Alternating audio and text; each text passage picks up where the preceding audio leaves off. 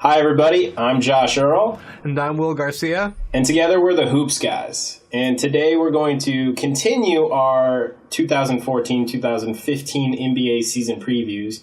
Actually, in fact, this is the last one of them. We did all 30! Yeah! We're going to round out our previews this year with the Los Angeles Clippers. Yeah, and they had a pretty solid year, finishing 57-25. That was good enough for them to get the third seed in a tough as nails Western Conference, where they lost in another tough 6-game series to the Thunder. But this was a really solid year, though. This team definitely improved. Yeah, but the biggest news and the best news any Clippers fan could ever hear is that Donald Sterling is gone. Finally! Yes, and Steve Ballmer is now owner. No. His name is Steve Ballmer! Yeah, while Steve may be a tad over-enthusiastic for some, like myself, even his son sometimes, if you've seen the gif of him scaring his son. That said, he's a massive upgrade over the penny-pinching racist that Donald Sterling was. And he should be a major godsend for the Clippers team going forward. He should really help this team take the next steps as a franchise. And yes. Clippers fans, rejoice! The reign of Donald Sterling is over. Yes. Speaking of good things with this franchise, the Clippers were just amazing last year on offense, where they led the entire NBA in offensive rating, and they took really high-value shots, finishing 6th in XPPS, Ian Levy's awesome stat that looks at shot distance and value of your shots based on that. Link in the description. It's from Nylon Calculus. It makes your brain smarter and stuff. 4th in actual points per shot through that metric, and they also tied for 4th in effective field goal percentage. They also got to the line frequently, where they finished 2nd in free throw attempts per field goal attempt. And then they did well from the corner 3, where they were 3rd in shot attempts from there and 9th in percentage. With players like Chris Paul and J.J. Redick, it's not surprising that they hit their mid-range shots well, finishing 3rd in mid-range field goal percentage. And then they took good care of that ball, tying for 5th in turnover percentage. Yeah, and they were really good defensively, too, where they were 9th in defensive rating. They contested shots well, finishing 5th in defensive effective field goal percentage, and they were tied for 6th in defensive actual points per shot. Once again, Nylon Calculus, check it out. They were especially good, though, at holding opponents to below average field goal percentage from in the paint and from mid-range, where they were 10th and 1st, respectively, in defensive field goal percentage. Yeah, but it wasn't all good for the Clippers. Namely, racism was kind of a problem, particularly from one asshole named Donald Sterling. Entirely from one asshole named Donald Sterling. So during the playoffs last year, recording of former Clippers owner Donald Sterling and his girlfriend became public. He said some pretty racist bullshit in said phone call. And NBA new commissioner Adam Silver was all, "Oh, hell no. You are banned for life. And pay me the maximum $2.5 million. I mean, I know it's like a penny for you, but it's the maximum I can do."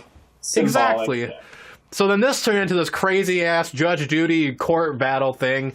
And then his wife, Shelley, tried to sell the team before the NBA could dictate terms. But ultimately it worked out because Steve Ballmer bought the team for a record $2 billion. It kind of sucks that Sterling got to basically get on his Scrooge McDuck game for being a racist because of the sale of the team. But at least the Clippers aren't being owned by a racist, bigot, pathetic human being. Yeah. There were a few on-the-court issues as well. They didn't really get a lot of shots at the rim or in the paint. They were tied for 21st in restricted area true shot attempts and were just 28th in the paint true shot attempts. And they didn't really convert well from above the break or the free throw line, where they finished 25th and 26th, respectively, in percentage hit from there. And defensively, they weren't that great on the defensive glass. They were just 26th in defensive rebound rate, and they gave up a lot of shots in the paint, ending up tied for 22nd in the paint true shot attempts defensively. Yeah, but on the bright side, they've got Blake Griffin. So Yep. Blake Griffin is one of the handful of those legitimate first option guys who you can actually rely on to create offense. He's an elite finisher at 74%, who can operate from the mid-range and the post, and you're starting to see him stretch out to that three-point line. I'm not entirely sold on him being an elite three-point shooter just yet, but his shot does look better. And also from the free throw line, he improved significantly, going up to 72%. I remember that was a big knock on him for his first couple of years, that he wasn't making his free throws, but that looks to be a thing of the past. Additionally, and let's be honest here, Blake's big thing is that he is killer in transition, where he gets the bulk of his 793 career dunks. Keep in mind, this guy's been playing for 4 years. 793 dunks. That's crazy. Now, while most people focus on his individual offense, I think that Blake's also a great facilitator and a great post passer. And then he's also a really good ball handler. He spent a lot of time growing up as a point guard. You can tell he does some stuff with that ball 6'11" people should not be able to do. Now, defensively, it's not quite as good, but it's still pretty positive. Griffin isn't a rim protector. His short little alligator arms don't really let him do that. But he's still a solid post and team defender, and while it's not quite as good as his offense, he's still a plus on that end of the floor. I think that Blake Griffin has a legitimate claim to being the best power forward in basketball, and he's gone from being kinda overrated to being the future star of Space Jam 2. Get on it, Hollywood. Exactly. No KD, no LeBron, no disrespect to those guys. But Blake Griffin is a star on film. He's got great comedic timing, and he would be absolutely perfect in a Space Jam 2. Somebody make this happen. Right? Yes. Joining Blake Griffin in the Clippers 1-2 punch is Chris Paul. And winning narratives aside, Chris Paul is simply the best two-way point guard I have ever seen. That's not meant to give any disrespect to guys like Oscar Robertson, Magic, or John Stockton. But I think out of the top tier of point guards historically, CP3 is the most well-rounded on both sides of the court, I think. Yep. He runs the offense extremely well, being able to break down the D off the bounce, whether it's through ISOs or pick and rolls, and he can create quality looks for himself and his teammates out of those. He's a very good shooter with a career true shooting percentage of 57.5%. He's capable of hitting off the catch or off the bounce from both 3 and mid-range, which is a tough skill set to develop. He can score and create well out of the post. Not many point guards do it, but he's really good at it. And, of course, he's killer in transition, which works well with Blake. And defensively, he's both a great man and team defender. While I don't think steals are necessarily indicative of good defense, it's kind of impressive that CP3 has a career steal rate of 3.5. And the reason this is impressive is that makes him one of just 5 players in NBA history to have that career mark in over 20,000 minutes played. So over a long career of playing, having a steal rate that high is very rare, and he's one of those guys. And the reason I bring it up is he doesn't get his steals just from gambling in the passing lanes all the time. He's not like I mentioned, he's a good team defender. He gets a fair amount of his steals on ball, which you don't see that very often. And when you combine that with all the other stuff he can do, in other words, Chris Paul gives you every single thing that you could possibly ask for from your floor general. Yeah, and speaking of floor general, on the defensive side of the court, you need a sort of big dude who can call things out and be like a kind of orchestrate things. DeAndre Jordan isn't there yet, but he's getting there. Yep. He improved his team defense by leaps and bounds last year. Doc Rivers compared him to Bill Russell a couple times. 100% hell no. But he still has improved. Maybe not to nearly that extent, but he has improved. He's becoming a more than serviceable team defender, and he's always been a really solid man defender. And he's also a tremendous rim protector, over 2.5 blocks per game, and altering many more. And then he's also really good on the defensive glass. And just the glass in general. The guy led the league in rebounds per game, and he really improved mightily. He was able to stay on the court a lot more last year as well, which kind of led to some inflated numbers, which made him look a lot better because, well, he was playing more. Offensively, DeAndre Jordan does about as much as you can expect for a guy with no skills. And I mean that in the nicest way possible. He's a great pick-and-roll dive man, and he can catch lobs from pretty much anywhere with his height, his length, and his athleticism. Moss. Yes. Yeah. If you get it in the general vicinity, if you get it in that area code, he'll be able to catch it and throw it down. Yes. He's also a great finisher from the restricted area, where he shot 72% last year. Doesn't really do much else for you on offense.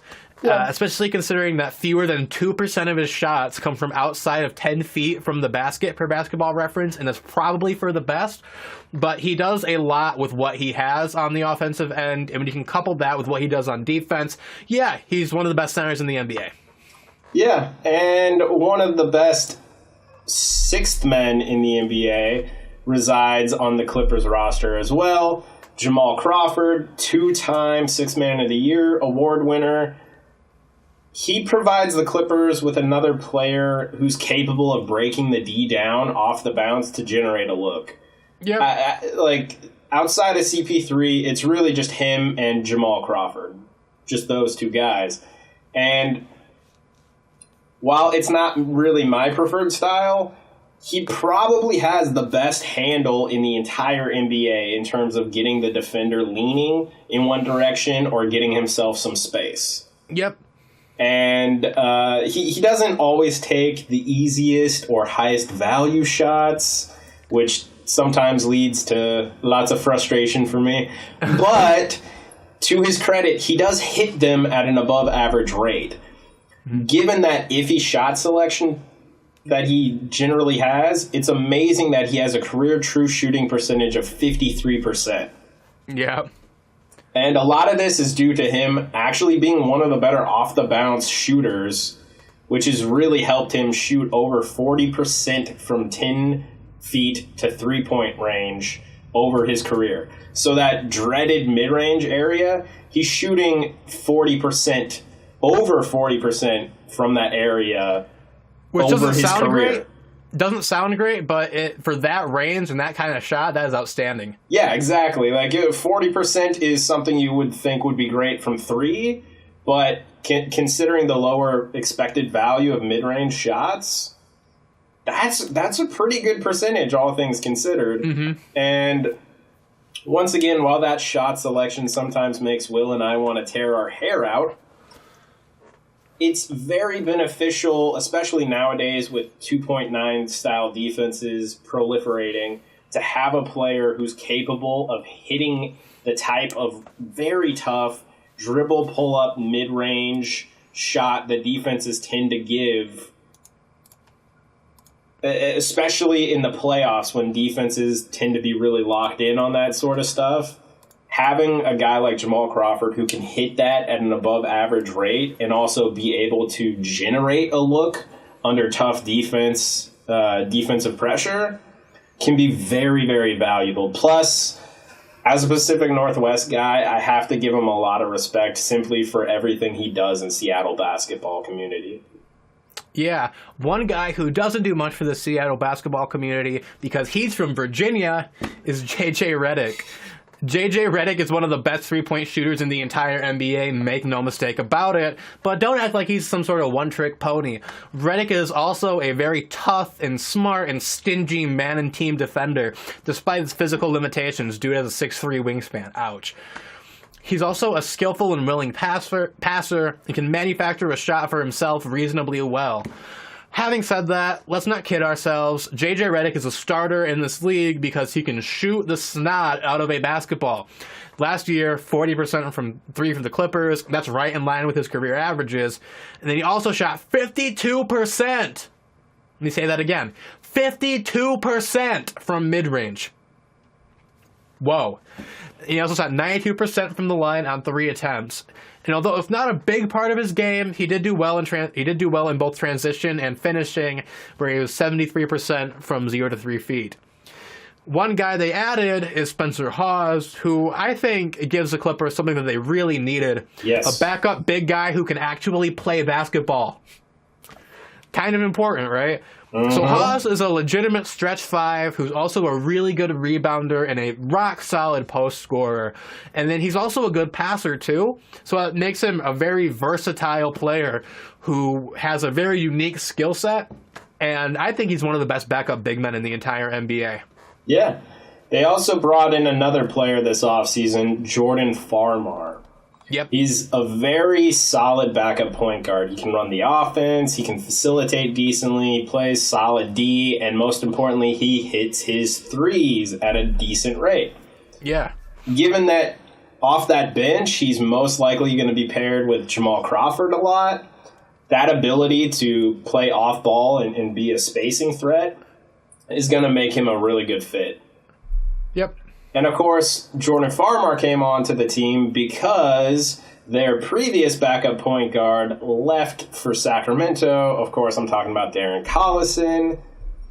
Similar to Farmar, he's also a very solid backup point guard. He can run the offense, facilitate, play some D, and hit his threes decently. And while CP3 and some others in the organization are pretty fond of him, Farmar should be able to at least make up for the loss of Collison's on-court impact. Yeah. Another guy who had a slightly lesser on-court impact would be Jared Dudley. While Jared Dudley was a very good 3-and-D guy in Phoenix, but he struggled in LA, putting up his career lowest the lowest 3-point percentage and true shooting percentage since his rookie year, and a career low in free throw percentage and free throw rate. Having said that, Dudley still has a reputation as a knockdown shooter, and really a lot of that whole gravity thing and defensive attention comes from reputation, not necessarily ability, and that made defense divert some attention away from guys like Chris Paul and Blake Griffin. Matt Barnes and Reggie Bullock, and to a lesser extent CJ Wilcox, a guy who I was really happy, well actually I wasn't really happy he got drafted here because of the fit and the role, but a guy I really liked in this draft. They should be able to pick up a lot of that slack, so I don't think it's that big of an issue. Yeah. Is it an issue given how much roster turnover there was in terms of their possession delta? Maybe. So the Clippers brought in 13 more possessions than they lost in the offseason. But to be fair, I think that Spencer Hawes is going to be taking the biggest hit there. And then, yeah, that's basically going to be where most of the hit comes from. And I think the rest of them will sort of just distribute themselves out. Yeah. So I don't think it'll wind up being that big of a deal. One thing that is hopefully a big deal is our segment that we like to call 5 Questions, where I ask Josh a couple questions, he asks me a couple questions, and we kind of get to talk about some stuff we otherwise might not have been able to get to. Yep. I'm kind of ball hogging it for the first one, where I'm asking Josh, get ready, man, what impact will Steve Ballmer have on this franchise right away?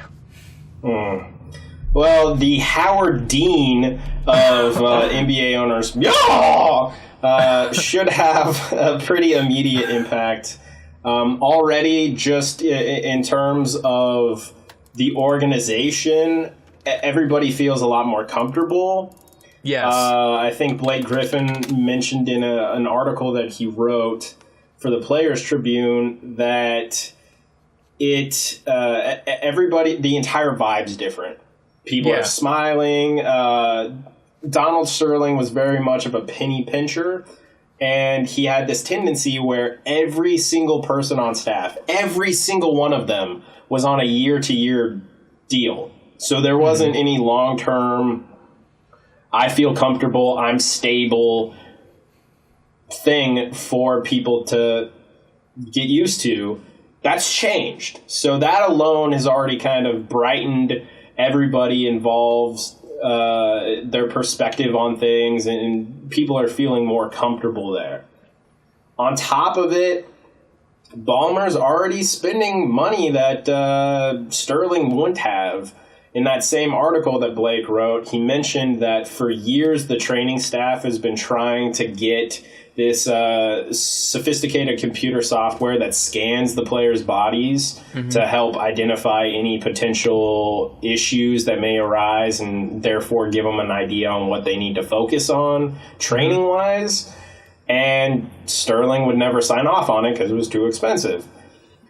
Day one of the Steve Ballmer era, he signed off on it. Yeah. And then on top of it, from a more kind of philosophical viewpoint, Ballmer's also already kind of tried to implement mission statements. He worked with Doc on coming up with something they call the Clipper Credo, which is basically, like most mission statements, just kind of, this is what we're going to do, and it's super inspirational, and given that it's from Ballmer, I'm sure it's full tilt. Yeah! But well, the nice thing is, according to Ballmer at least, it says it's not we're going to win, but that we will not disappoint. And that alone should be a nice emphasis for this franchise. I think Ballmer, from the get-go, is going to have an impact on making this franchise more respectable, both on the court, off the court, in public perception. I think across the board, he's going to do a good job of just helping this franchise progress even further. Only he's going to do it really enthusiastically. Very loudly! Yeah! Yeah, I think that Blake put it the best. He called Ballmer the cool dad, and he called Donald Sterling the creepy uncle. Yeah. In that article, and that's pretty much right. It's pretty apt. Yeah. Next question's firing off to you, buddy. So I'm prepared. Doc is known for not really playing his young players much. Of course, most coaches tend to emphasize veteran players over younger, less experienced ones. But is there any way any of the young players on this team, a.k.a. Reggie Bullock, C.J. Wilcox, Jared Cunningham, are they going to get any sort of actual significant role in the rotation anytime in the future? Well, let me put it this way. If they don't here, I hope they do somewhere else, because all three of those guys can ball. C.J. Wilcox is who I'm going to start with. This guy is a killer three-point shooter, decent enough at sort of manufacturing his own shot a little bit in college. Keep in mind, he's only like 23. Really just a great shooter, and that in and of itself is a very valuable skill set that can make you a good piece for a roster. And you can say the same thing about Reggie Bullock. Yep. Those two guys right there, killer shooters, and that really right now they're some of the best shooters in off of the bench, considering like scale and perception considered, and how easy it'd be to attain one of them. Probably really good shooters. And then Cunningham himself, I saw what he did in preseason a lot, and a little bit he's played. I've been really impressed with this guy.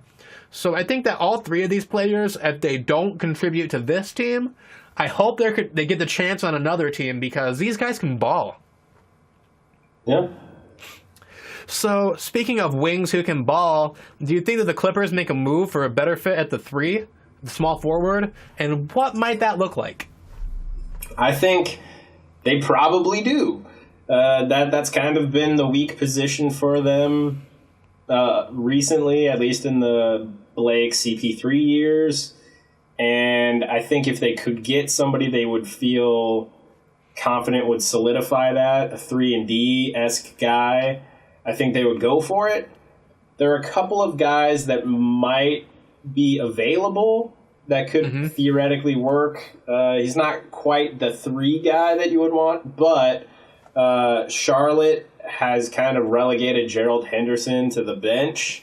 Yeah. And he's a guy that could be available, who'd be at least be able to bring that D and bring a solid mid-range game with some, if he's wide open, catch and shoots from the corner 3, he should be able to hit those at good rate. Of course, to get a guy like him, or say Wilson Chandler from Denver, who's another guy who projects, who's at least believed to be a 3 and D type guy, to get those guys, the Clippers don't really have a whole lot of assets outside of their core and those young guys you mentioned. And I highly doubt that they would trade a guy like Jamal Crawford or JJ to upgrade at the 3. So it would probably take those young guys, Bullock and Wilcox, and maybe a guy like Matt Barnes to make it work. Is that necessarily the best use of your assets? I don't know, but given how they've tried to get that 3 position solidified the last few years, I would not be surprised if they make a trade trying to bolster that.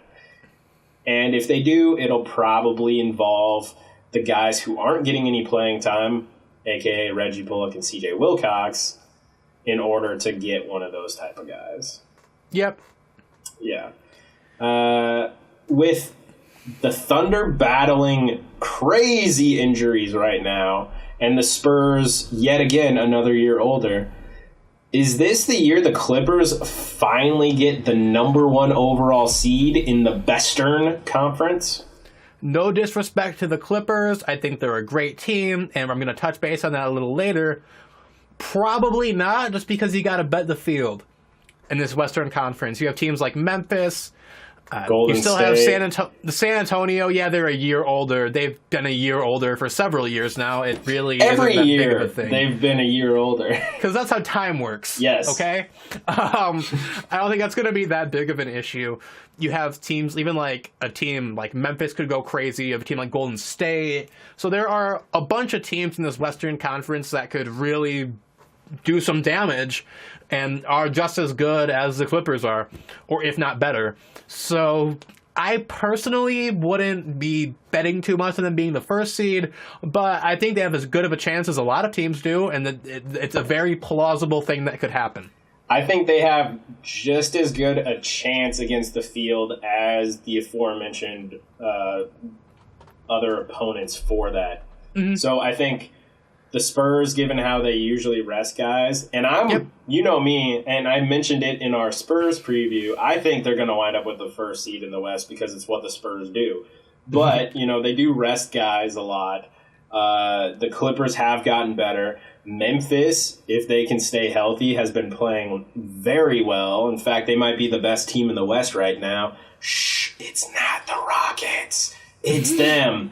And then, of course, Golden State, if they can curb that turnover issue, they'll be very, very tough. So I think those are the teams that they're going to have to battle it out for that first seed. But I think they have they're on equal footing with those teams in terms of likelihood of getting it. Yep. Having said that, that's 1 out of 4. Yes.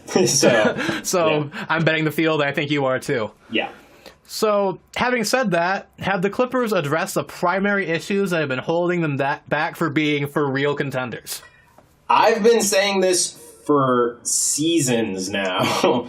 Ever since the CP3 Blake combo came to be, I've been telling people they would not be a true, legit contender until they got actual rotation depth and in the front court.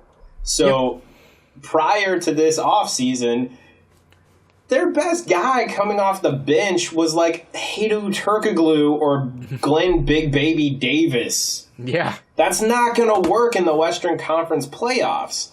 If Blake or DJ are in foul trouble or God forbid, injured, you're screwed front court wise. Yeah. And that's what's been holding them back, in my opinion.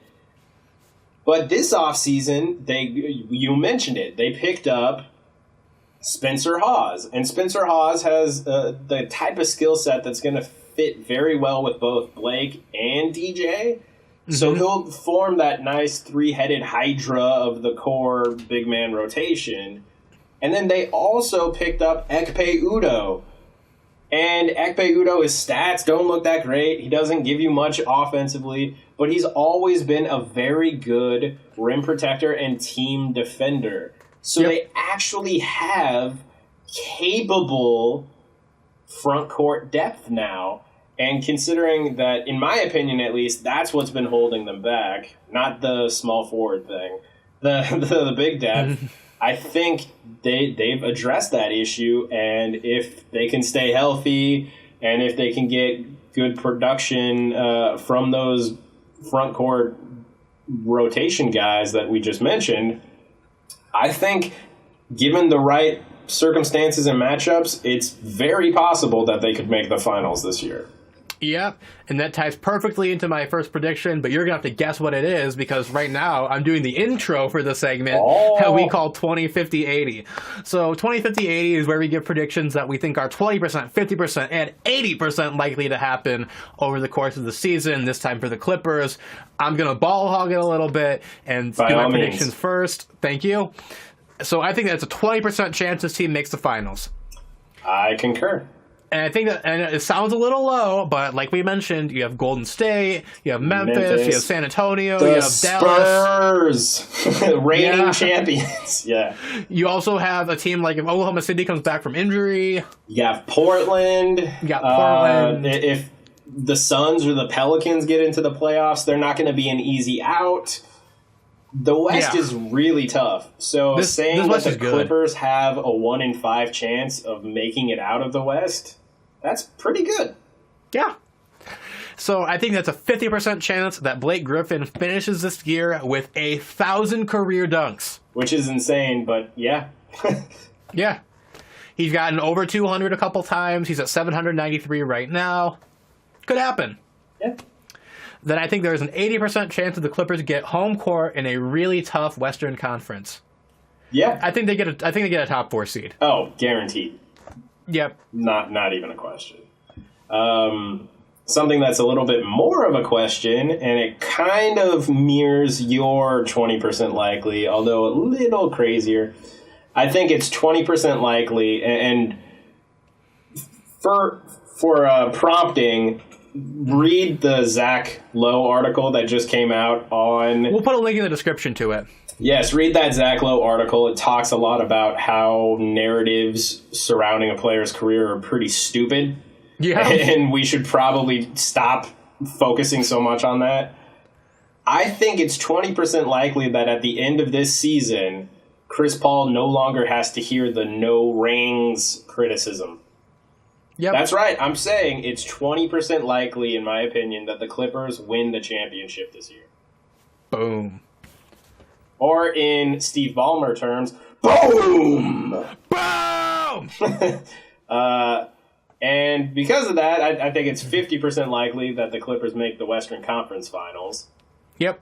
And I think it's 80% likely that DJ gets a max contract this next offseason. Whether that's from the Clippers or from someone else, because the Clippers are trying to keep that cap space open for making a run at KD in 2016. Either way, DJ is going to get paid. Yeah. So, is this team going to be good? We kind of established that. I think they're going to be very good. Yes, they are going to be a legit championship contender this year. Yep. And once again, Hollywood, make Space Jam 2 with Please, Blake. We're begging you. Please. Please. Please. Please. How much nicer do we have to be about it? Come on. Anyway, if you liked this video, give it a thumbs up. If you didn't like it, thumbs down. If your opinions can't be expressed in a up-down binary, maybe try leaving a comment in the comment section down below, or maybe chat about this Clippers team. And if you did like this video, consider sharing it on Facebook, Twitter, Reddit, whatever the cool kids use these days. or subscribing to our channel so you can be notified of all our future videos. Thank you so much for watching our team previews. They've been a blast to record. They've been a blast to talk about, and you guys have all been awesome. Thanks so much, guys. We really appreciate the support, and we're going to continue bringing you stuff that we hope you think is great. Yep, so with that, this concludes our 2014-15 NBA team preview series. Yeah! Yeah!